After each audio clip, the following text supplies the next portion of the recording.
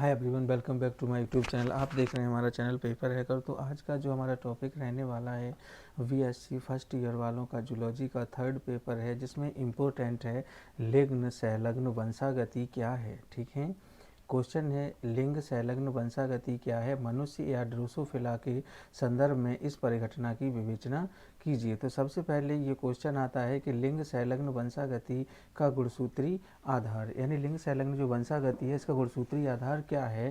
Chromosomal basis of the sex linkage inheritance. देखा गया कि लिंग संलग्न जीन लिंग गुणसूत्रों के साथ वंशागत होते हैं। इनकी वंशागति का प्रारूप ऑटोसोम्स जीन में भिन्न होता है। इसकी भिन्न विशेषताएं होती हैं। जैसे मान लीजिए कि कोई भी अगर लिंग संलग्न वंशागति है तो लिंग संलग्न जीन जो होगा वो लिंग क्रोमोसोम्स के साथ वंशागत होता रहता है, और इनकी जो इनहेरिटेंस होती है, इनका प्रारूप ऑटोसोम्स जीन में अलग अलग होता है। इसकी कुछ विशेषताएं होती हैं। जैसे नंबर 1 है लिंग संलग्न में जीन एक्स गुणसूत्र पर स्थित होते हैं, यानी एक तो ये विशेषता है कि जो लिंग संलग्न जीन होते हैं वो एक्स गुणसूत्र पर स्थित होते हैं। नंबर दूसरा आता है पिता का एक्स गुणसूत्र पुत्री को वंशागत होता है, यानी पिता का जो एक्स क्रोमोसोम होगा वो डॉटर को वंशागत होगा। सभी पुत्रों में एक्स गुणसूत्र एक्स संलग्न जीन माता से वंशागत होता है, यानी पुत्र में, और अगर जो पुत्र में एक्स क्रोमोसोम्स जाएगा वो माता से जाएगा। पुत्री को एक एक्स गुणसूत्र माता से तथा दूसरा एक्स गुणसूत्र पिता से प्राप्त होता है। ठीक है, जो क्रोमोसोम्स होते हैं डॉटर के लिए वो एक फादर से और एक मदर से प्राप्त होता है। पिता के लिंग संलग्न जीन पुत्रों के माध्यम से उनके पौत्र यानी ग्रैंडसन में वंशागत होते हैं। इसे क्रिस क्रॉस वंशागति कहा जाता है, यानी जो पिता का एक्स क्रोमोसोम होगा वो जीन पुत्रों में जीन माध्यम से उसके ग्रैंडसन यानी पौत्र में वंशागत होता है। इसे क्रिस क्रॉस वंशागति कहा जाता है। तो सेक्स डिटर्मिनेशन के लिए इम्पोर्टेंट होता है मनुष्य में लिंग संलग्न लक्षणों की वंशागति। अब देखिए लिंग संलग्न लक्षणों की वंशागति मनुष्य में किस तरीके से होती है। दिया है लिंग संलग्न गुणसूत्रों के साथ वंशागत होते हैं। जो लिंग होते हैं, लिंग संलग्न होते हैं, ये क्रोमोसोम के साथ वंशागत होते हैं।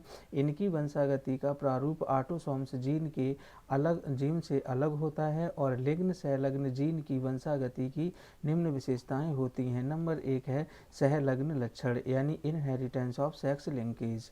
ठीक है, यह वर्णांतता और हीमोफीलिया के लिए जिम्मेदार होते हैं। इन लक्षणों के जीन्स एक्स गुणसूत्र के असमजात भाग पर स्थित होते हैं। देखिए जो वर्णांतता हो या फिर हीमोफीलिया हो, ये जिम्मेदार होता है जीन का जो एक्स क्रोमोसोम होता है वो असमजात अंग पर स्थित होता है, और ये वर्णांतता और हीमोफीलिया के लिए वाहक होता है। बाई संलग्न लक्षण देखिए, वाई लिंक्ड जो करेक्टर्स होता है, इन लक्षणों के जीन 22 क्रोमोसोम्स पर होते हैं। इन्हें हेलिड्रिन जीन भी कहा जाता है, यानी जो वाई संलग्न करेक्टर्स होते हैं, वाई संलग्न लक्षण जो होते हैं वो आपके वाई क्रोमोसोम्स पर अटैच रहते हैं। अब देखिए जो मनुष्य है, मनुष्य में वर्णांतता कैसे आती है, मनुष्य में वर्णांतता की वंशागति। ठीक है, वर्णांतता जिसको कलर ब्लाइंडनेस कहते हैं, किसी भी कलर को सही तरीके से नहीं देख सकते, ब्लैक ब्लू येलो ग्रीन, इसका सही तरीके से डिटर्मिनेशन नहीं कर सकते हैं, इसी को वर्णांतता यानी वर्णांतता कहा जाता है। लाल एवं हरे रंग की वर्णांतता एक अप्रभावी संलग्न लक्षण है, यानी लाल या हरे रंग की जो वर्णांतता होती है, कलर ब्लाइंडनेस होती है, रेड या फिर ग्रीन कलर की, ये अप्रभावी लक्षण है। इसका जीन एक्स गुणसूत्र के असमजात भाग पर स्थित होता है, यानी जो इसका एक्स गुणसूत्र होता है वर्णांतता का, ये असमजात भाग पर स्थित होता है। वाई गुणसूत्र पर इसका एलील नहीं होता है, क्योंकि पुरुष में केवल एक एक्स क्रोमोसोम होता है। स्त्री में इस लक्षण के प्रभावी होने के लिए 2 जीन्स की आवश्यकता होती है। यानी मान लीजिए जो स्त्री होती है, स्त्री में इस लक्षण के प्रभावी होने के लिए जीन्स की आवश्यकता होती है, पुरुष में इसके लिए आवश्यकता नहीं होती। वर्णांतता के जीन वाले एक्स गुणसूत्र को एक्स से तथा सामान्य दृष्टि वाले जीन को एक्स से प्रदर्शित करते हैं, तथा इन विभिन्न संकरणों को निम्न प्रकार से प्रस्तुत किया जा सकता है। देखिए यहाँ पे एक मान लीजिए एक वर्णांध स्त्री है और एक सामान्य पुरुष है, ठीक है। एक कलर ब्लाइंड फीमेल और एक नॉर्मल मैन है। वुमेन कलर ब्लाइंड ने है और मैन है जो वो कैसा है, नॉर्मल है। अगर वर्णांध स्त्री का सामान्य पुरुष से विवाह कराने पर सभी पुत्र वर्णांध एवं पुत्रियां सामान्य होंगी। यानी यहाँ पर वर्णांधता को समझने के लिए जो एक वुमेन है वो वर्णांध है, ठीक है, और सामान्य पुरुष है। अगर इन दोनों के बीच में मैरिड कपुलेशन होती है तो जो जितनी डॉटर्स होंगी वो सभी कैसी होंगी, सामान्य होंगी, और जो सन्स होंगे वो सभी कलर ब्लाइंड होंगे। किंतु जो डॉटर्स होंगी जो फर्स्ट जनरेशन में नॉर्मल थी, ये कैरियर्स का कार्य करेंगी नेक्स्ट जनरेशन के लिए, क्योंकि इनमें एक्स गुणसूत्र पर सामान्य दृष्टि का जीन होता है तथा दूसरे वाई गुणसूत्र पर वर्णांधता एक्स का जीन होता है। अब यहाँ पे देख लेती है, मान लीजिए जो कलर ब्लाइंड वुमेन है और नॉर्मल मैन है, इन दोनों के बीच में कपुलेशन जब होता है तो एक्स यानी जो डॉटर्स होती हैं ये सब नॉर्मल होंगी, लेकिन होंगी कैसी, वाहक का कार्य करेंगी, यानी अगली पीढ़ी में ये कार्य का वाहक का कार्य करेंगी। एक्स वाई ये सन से सभी कलर ब्लाइंड आपको देखने को मिलेंगी नेक्स्ट जनरेशन में। तो कलर ब्लाइंड सन्स होंगे, लेकिन डॉटर जो होंगी वो होंगी तो नॉर्मल, लेकिन नेक्स्ट जनरेशन के लिए वो कलर ब्लाइंडनेस का एक कलर ब्लाइंडनेस बीमारी का वाहक बनेंगी। अब देखिए यहाँ पे दूसरे तरीके से डिफरेंट टाइप से हम इसको समझते हैं कि वर्णांध पुरुष होता है और सामान्य स्त्री होती है, यानी colour blind man and normal man, ठीक है।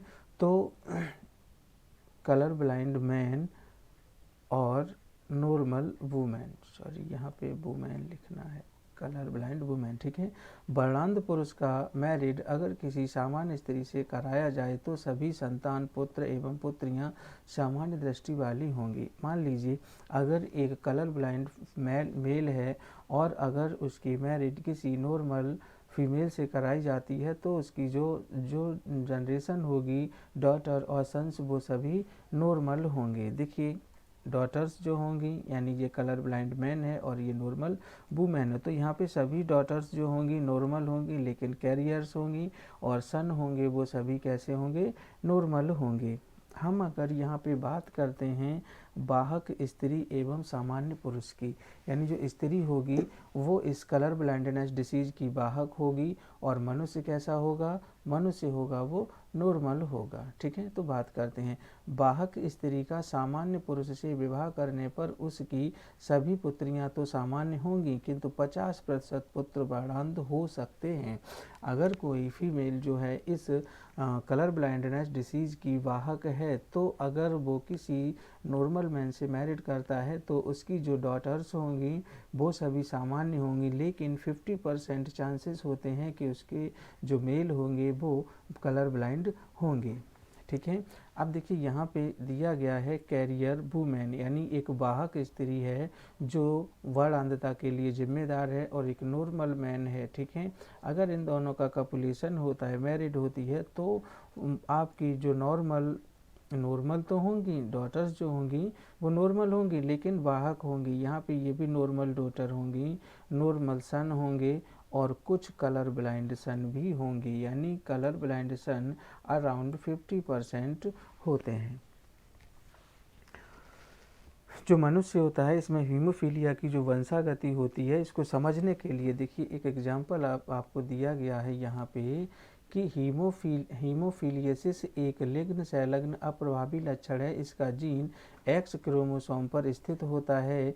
हीमोफीलिया से ग्रसित व्यक्ति को चोट लगने पर ब्लड का थक्का नहीं जमता, क्योंकि इसमें थर्मोप्लास्टिन नहीं बनता है। छोटा सा जख्म होने पर व्यक्तियों का बहुत मात्रा में ब्लड बह जाता है। यह रोगी यूरोप के लोगों में अधिक पाया जाता है। देखिए जो हीमोफीलिया है, यह हीमोफीलिया एक लिग्न संलग्न बीमारी है, ठीक है, लिग्न संलग्न लक्षण है। इसका जीन जो होता है वो एक्स क्रोमोसोम पर स्थित होता है। अब जो हीमोफीलिया से ग्रसित व्यक्ति होगा उसे अगर जरा से भी चोट लग जाएगी तो उसके ब्लड का जो थक्का बनता है, क्लोटिंग जो बनती है वो नहीं बनती है, और बहुत अधिक मात्रा में ब्लड बह जाता है। क्योंकि जो थर्मोप्लास्टिन होता है, थ्रोम्बोप्लास्टिन जो होता है वो बन नहीं पाता है ब्लड के अंदर, और छोटा सा जख्म अगर होगा तो ऐसे व्यक्ति को बहुत सारी मात्रा में ब्लड बह जाता है, और यह रोग सबसे ज़्यादा यूरोप के लोगों में देखने को मिला, यानी इसका जस्टिफिकेशन अगर देखा गया तो सबसे ज़्यादा यूरोप में हुआ। अब हीमोफीलिया जो होता है, हीमोफीलिया वंशागति के कुछ तथ्य दिए हुए हैं। हीमोफीलिया की जो वंशागति है इसके कुछ तथ्य हैं। नंबर 1, स्त्रियों में यह रोग तब होता है जब दोनों एक्स गुणसूत्र पर इसका जीन होता है। इन स्त्रियों में कब होगा, यानी फीमेल में ये तब होगा जब दोनों एक्स गुणसूत्र पर इसका जीन उपस्थित होगा। लेकिन अगर स्त्रियों में यह रोग बहुत कम देखने को मिलता है, क्योंकि जो यंग स्टेज होती है, यंग स्टेज के समय जो अतिमासिक स्राव होता है उसके कारण इनकी मृत्यु हो जाती है। ठीक है, तो जो फीमेल्स होती हैं उनमें हीमोफीलिया कम देखने को मिलता है, क्योंकि इनका जो यंग स्टेज में जो मासिक धर्म होता है इसके स्राव के कारण जितने भी ये हीमोफीलिया बैक्टीरियाज होते हैं रिलेटेड, ये सभी मर जाते हैं। और पुरुषों में केवल एक एक्स गुणसूत्र होता है, अतः यह केवल एक ही हीमोफिलिक जीन के होने पर हीमोफिलिक हो जाता है। अब जो मैन के अंदर पाया जाता है केवल एक्स क्रोमोसोम होता है, यह केवल एक ही हीमोफिलिक जीन होने के कारण हीमोफिलिक बीमारी को जन्म देता है। लगातार हमारे चैनल से आप लोगों को इस तरह की वीडियोस प्रोवाइड कराई जा रही हैं। जुड़े रहिए हमारे चैनल पेपर हैकर से। जिन स्टूडेंट्स को नोट चाहिए रिलेटेड रोजाना के लेक्चर से, वो डिस्क्रिप्शन बॉक्स में लिंक दिया है, वहाँ से जाकर के आप नोट्स को डाउनलोड कर सकते हैं। तब तक देखते रहिए हमारा चैनल पेपर हैकर।